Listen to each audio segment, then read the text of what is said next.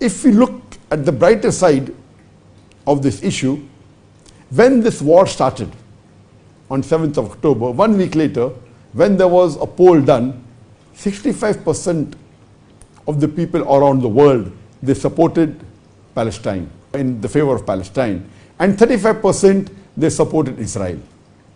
But 1 month after the war, when we realized that the footage of the social media, which went viral and showed the injustice done by the IDF, the Israeli Defense Forces, that they killed innocent people, they targeted, they broke most of the international laws of war.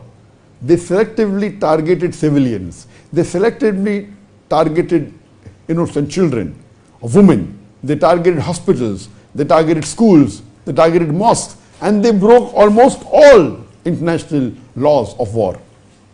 And this was known to the world because today the world is a global village. On the social media, on the Facebook, on YouTube, on Instagram, on TikTok, we have live images. Never before has it happened.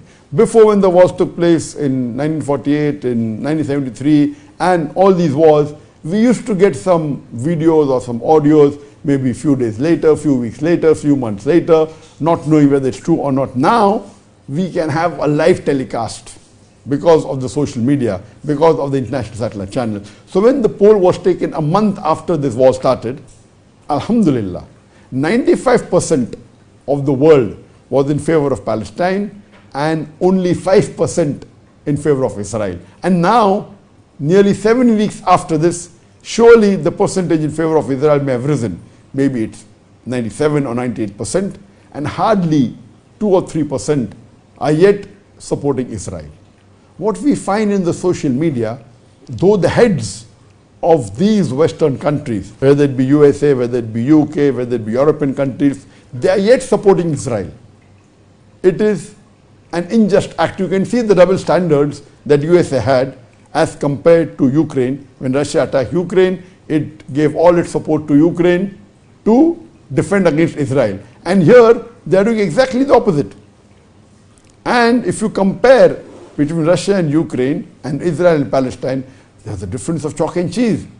The Israelis are much more wrong as compared to what happened between Russia and Ukraine. Because this land belonged to the Palestinians and they were occupiers.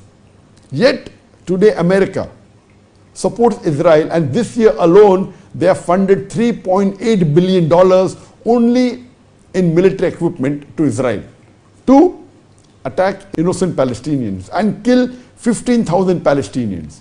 You see the double standards, and the world has come to know about this.